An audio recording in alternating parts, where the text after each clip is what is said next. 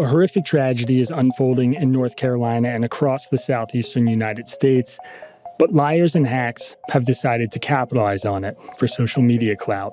Over 100 people are dead, and some estimates project that hundreds more will be discovered in the days or weeks to come. Roads are not just washed out, but completely gone. Houses are floating down the streets. Entire areas like those around Asheville are underwater and will take years to rebuild. The damage is hard to describe in words, but the images come close to doing it justice. It is shaping up to be one of the worst natural disasters in U.S. history. Amidst this horror, many North Carolinians on the ground are desperate for help. They need to be rescued from rooftops, or they need water, or they need food, or they need help finding missing relatives. Internet and power are down in many places, as is cell phone service. One man hiked 11 miles just to get to his family. It is complete chaos, something akin to a post-apocalyptic world. In situations like this, helping people in disaster areas requires tremendous amount of planning, coordination, and, perhaps most of all, reliable information. Federal, state, and local governments need to coordinate. Citizens need to receive information from rescue services, and they need to trust that information so they can act on it. Saving people in situations like this is incredibly challenging, harrowing, and complicated. Unfortunately, it's also election season, which means that some online influencers and pundits, many on the right but some on the left too, decided that a healthy information system is less useful to them than an opportunity to score political points. And they started inundating social media and niche news outlets with complete and utter nonsense. One of the worst purveyors of these lies is Sean Davis, CEO and co-founder of The Federalist, a conservative news organization that we often cite right here in Tangle. He employs some of the most biting conservative writers on the right. Unfortunately, he's been discrediting the organization for days. Davis has been tweeting things like, quote, "Americans just watched torrential rain and flooding kill their loved ones and destroy their homes and businesses. Many are still stranded without food or water, and Joe Biden is tweeting about Ukraine," end quote. Or, quote, "If you're wondering why Biden and Harris aren't lifting a finger to help the people in Tennessee and North Carolina, it's because they hate rural Americans and everything rural America represents and preserves, and are happy to see them replaced by illegal immigrants," end quote. Stephen Miller, a senior advisor to President Trump, has tweeted at Kamala Harris that, quote, "Americans are dying and they are drowning. You failed to warn them. You failed to evacuate them. You failed to rescue them, just like you failed in Afghanistan, except this is on our own soil."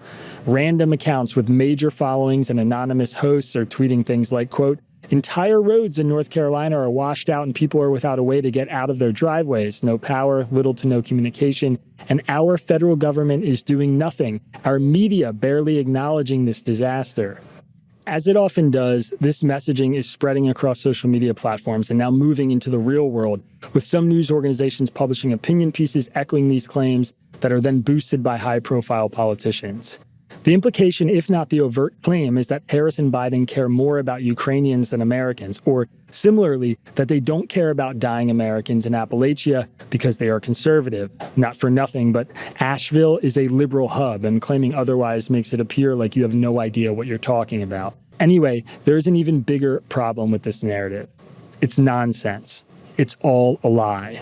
Before I explain how I know that, let me do some throat clearing here. I hate doing pieces like this.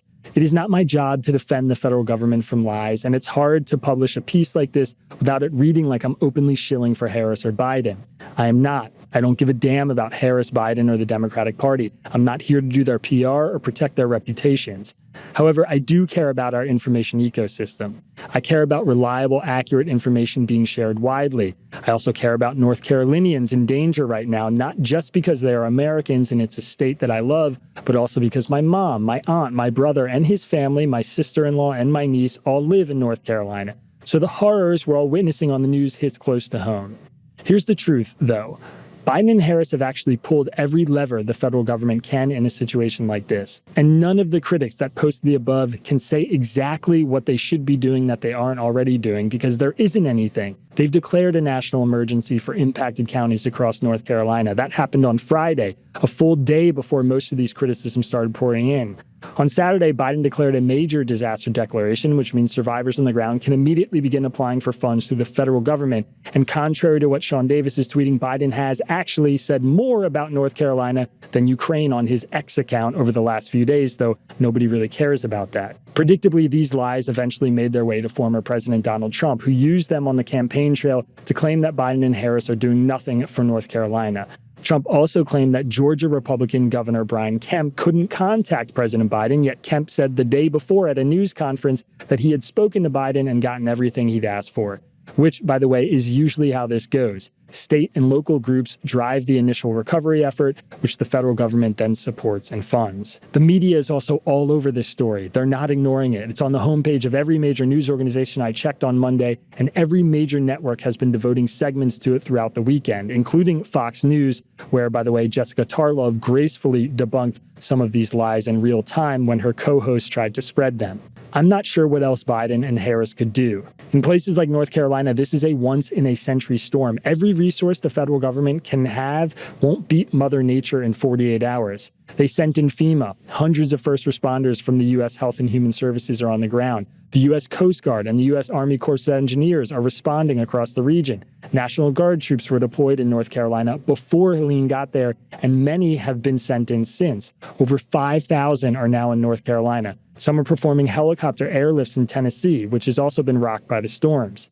These groups are airlifting and trucking in food, water, and supplies. Some are even getting there via mule. Chef Jose Andres, the celebrity cook and frequent Biden critic, by the way, who is famous for delivering aid across the world, said aid was flowing quicker than any mission he'd ever seen in North Carolina, quicker than any mission he'd ever seen.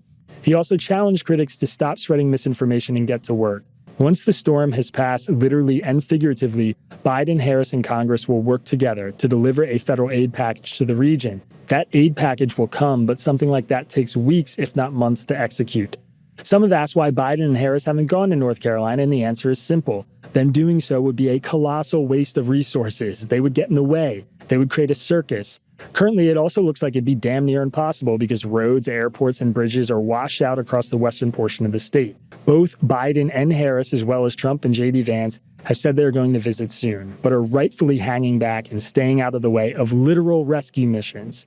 Political visits should come when things are calm to boost morale, raise donations, and keep the focus on the area. Campaigning politicians staying out of North Carolina now isn't a sign that they don't care. It's a sign that they're following reason. Of course, there are some very bad optics here, things worth criticizing. Harris was on the West Coast for a fundraising trip as the storm passed through the Southeast. She cut that trip short to go to FEMA headquarters, but you could easily make the case that she should have hung back and avoided the trip altogether. Biden, who seems to be having more and more trouble understanding questions from the press recently, said there was nothing more the federal government could do when asked about additional resources. It didn't look great, but he's also right. Every lever and tool the federal government has is actually being used. We can take away other more legitimate policy lessons. For instance, some people have pointed out that FEMA aid relief funds are running dry while our tax dollars get poured into Israel and Ukraine. I think that's a perfectly good criticism. Others have made the point that gas stoves are currently helping them stay fed, which they would have been screwed if applications like gas stoves were banned like some Democrats want. Fair enough. Again, the point of all of this is not to defend Harris or Biden or Democrats. I'm also not here to defend FEMA or the federal government more broadly. In fact, I once reported on all the mistakes FEMA made in Puerto Rico and actually got FEMA representatives to admit on the record errors they had previously not disclosed. If they screw up in North Carolina, I'll promptly say so, and I will report on it right here. What infuriates me, though, is that FEMA and other federal government agencies aren't even given a chance to respond. Soldiers like those who serve in the National Guard are risking their lives while these pundits pretend they're sitting on their hands. Before the storm had passed, these same pundits and influencers saw an opportunity to use a very real tragedy to mislead people into hating their own government and leaders, all to score some election year points. And in the process, they've put people more at risk. Imagine being a North Carolinian conservative who's getting told to evacuate by a Democratic politician, but when you go on social media, all the people you follow and trust are saying that the Democrats don't care if you die and can't be trusted. What do you do? Or even worse, imagine if you are a survivor being told there's no federal help or there are no federal funds, so you don't know that you can actually go to FEMA's website and apply for relief funds right now. Some people, like Pastor Ben Marsh, have speculated that this narrative, which is spreading like wildfire, is some kind of bot operation or Russian influence, something designed specifically to hurt Biden and Harris on social media. I've not seen any evidence for that, and I chalk the claim up to the left's own conspiratorial brainworms of blaming everything on Russia. I actually think it's much simpler. It's just a bunch of opportunistic grifters who want to make the president and vice president look bad, and so they will say whatever they want, even egregiously lying about there being no federal response with National Guard troops and FEMA on the ground in order to do so. They'll spin the information black hole created by down cell towers, no internet service, and clogged or unusable roadways into mainstream apathy, tying that same information blackout and apathy to the federal government. And somewhere in there, they'll point people to their own websites, writing, or subscribers-only content and get paid for their lies. I'm praying and hoping and wishing for a robust response to the horrors in North Carolina. If you want to do something to help, I'm leaving a link to a Western North Carolina radio station that has helpfully listed all the ways people can support the area. We should all keep our attention and focus there and hold our federal government to the highest standards possible in their response. But while we do, let's not make the situation actively worse by spreading lies. We can support our fellow Americans and hold our leaders accountable while also remaining faithful to the truth. Not only can we, but it's the only way to help. Otherwise, we put those same people we claim to care for in more danger. All right, that is it for today's video. If you appreciated this, please like the video, share it with a friend, and don't forget to subscribe to the channel. You can also check out our newsletter at readtangle.com. I'll be back soon. Peace.